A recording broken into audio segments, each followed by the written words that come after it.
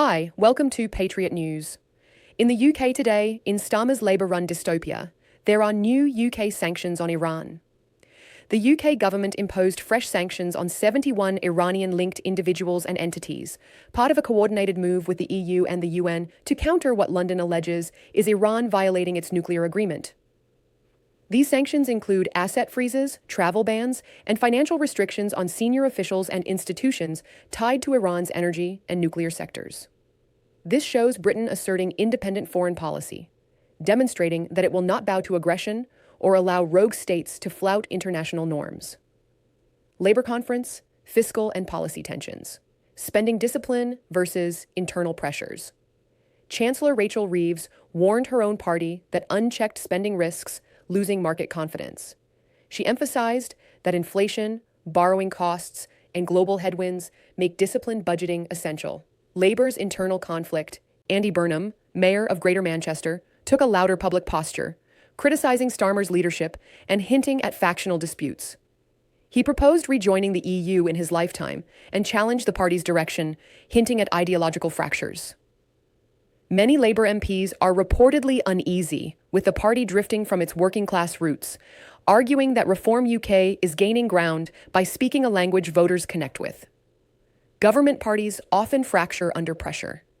These cracks may presage a loss of coherence, offering Conservatives or reformist parties an opening to present firm alternatives. Immigration and residency tightening.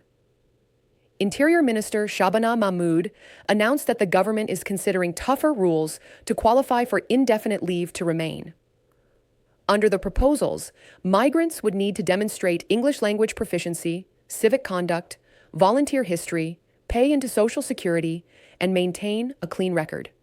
She declared, "Time spent in this country alone is not enough. You must earn the right to live here." Some may live more than a decade in the UK, yet be denied permanent status if they don't satisfy new criteria. From a conservative lens, this is a necessary rebalancing. Immigration should be controlled, merit-based, and respectful of national cohesion. It pushes back against open-door or lax permanence policies, while reinforcing that integration and contribution matter. In the USA today, government shutdown approaches, major furloughs loom.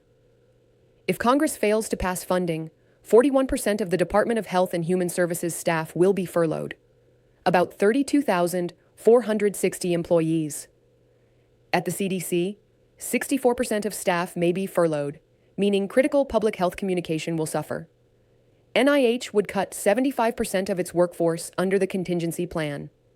Essential programs like Medicare, Medicaid, and FDA approvals are slated to continue, but oversight and research functions will be heavily curtailed. Meanwhile, with the shutdown imminent, the Labour Department says it will suspend release of key economic data, including the all-important September employment jobs report. The political showdown is intensifying. Republicans are pushing for a clean funding bill first, insisting policy fights, e.g., health, social spending, must be handled separately. Democrats are resisting some cuts and demanding extensions of healthcare subsidies. The looming shutdown is a test of fiscal discipline. The argument from the right: you can't constantly layer on spending and then bail out agencies every time a crisis point arises.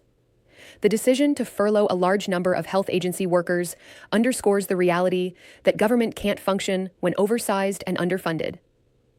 Suspending economic data undermines transparency, which reminds us why leaner government is safer. Fewer dependencies, less vulnerability to shutdown disruption. Also, President Trump's automotive and trade claims are under scrutiny. President Trump is promoting a narrative of a booming auto industry in the US, claiming new factories are coming from abroad. But analysts argue there is little evidence of large new plant construction. Instead, companies are repurposing existing US facilities to avoid tariffs. On tariffs more broadly, consumer-facing industries, furniture, clothing, etc., are already beginning to absorb or pass on increased costs. So far, many firms have eaten the cost to avoid upsetting pricing. Over time, consumers will likely feel more impact. Tariff policies are intended to promote domestic production and discourage outsourcing, but they must be carefully managed so as not to overly strain consumers.